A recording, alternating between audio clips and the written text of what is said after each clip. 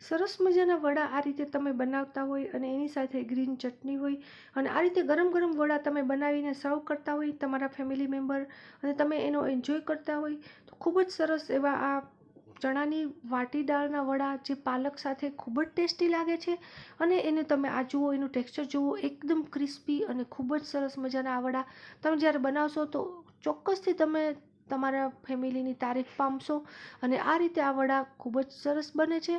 Hello friends, હું છું અલ્પા અને ચેનલમાં તમારું બધાનું સ્વાગત છે. અહીંયા ચણાની દાળ બનાવવા માટે મેં 250 ગ્રામ દાળ પલાળી છે.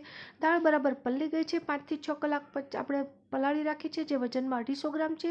ત્યાર પછી મિક્સરના એક બાઉલમાં આ દાળ મેં લીધી છે અને ઘરનું બનાવેલું દહીં લીધું છે. આ રીતે 2 ચમચા અને પીસવામાં આપણે પાણી જરા પણ નથી વાપરવાનું. આ રીતે એની કન્સિસ્ટન્સી હોવી જોઈએ. આ રીતે સરસ મજાનું આપણું આ બેટર આ રીતે થઈ ગયું છે. તમને થોડું થીક લાગશે પણ આપણે એને આ રીતે જ રાખવાનું છે.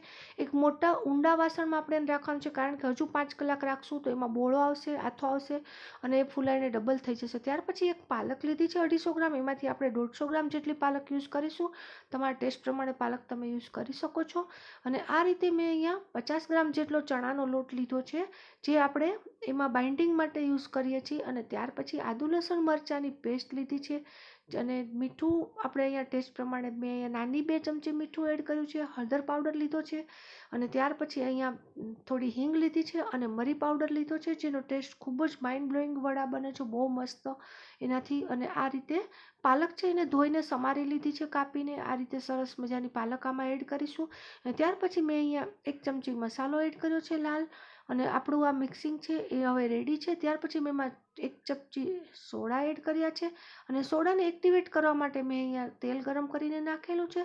અને આ રીતે આપણું બેટર હવે પરફેક્ટ રીતે રેડી છે. તો હવે આપણે એમાંથી વડા બનાવીશું સરસ મજાના. આ રીતે હાથ વડે આપણે થોડા આ રીતે એક સરખી ક્વોન્ટિટીમાં આપણે બેટર લેવાનું છે અને તેલ ગરમ કરવા મૂકેલું છે. અને આ રીતે આપણે વડા બનાવવાના છે. અને એક વસ્તુનું ફ્રેન્ડ્સ ધ્યાન રાખવાનું છે, આપણે આ વખતે ગેસની ફ્લેમ મીડિયમ રાખવાની છે, લો પણ નથી રાખવાની અને ફાસ્ટ પણ નથી રાખવાની, જેથી આપણા વડા અંદરથી પણ બરાબર પાકી જાય અને ક્રિસ્પી બને સરસ મજાના. આ રીતે થોડાક લાલાશ પડતા વડા થાય એટલે આપણે એને લઈ લેવાના છે. અને જ્યારે આપણે વડા આપણે તવીમાં નાખીશું ત્યારે આપણે 2 થી 3 મિનિટ માટે આપણે એને એમ જ રહેવા દેશું, જેથી વડા બરાબર સેટ થઈ જાય. આ રીતે આપણે બધા જ વડા આ રીતે તળતા જશું અને આ રીતે આપણે એને સરસ મજાના ક્રિસ્પી થાય એ રીતે આપણે એને તળવાના છે. ત્યાર પછી હવે આપણે બીજા વડા છે સેકન્ડ રાઉન્ડ.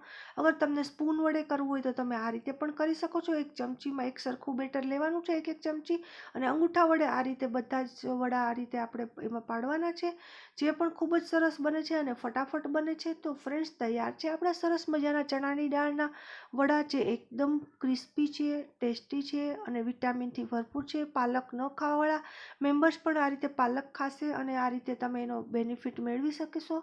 ફ્રેન્ડ્સ, તમને મારી આ રેસીપી કેવી લાગી તમે ચોક્કસથી કમેન્ટ કરીને કહેજો કે વાટી ચણાની દાળના આ ક્રિસ્પી પાલકવાળા વડા તમને કેવા લાગ્યા. તમે એને કોઈ પણ ગ્રીન ચટણી છે, શેજવાન ચટણી છે કે ચાયની સાથે પણ સર્વ કરી શકો છો. રેસીપીને ચોક્કસથી શેર, લાઇક અને ચેનલને સબસ્ક્રાઈબ કરવાનું ભૂલશો નહીં. તમારા બધાનો ખૂબ ખૂબ આભાર. Thank you so much.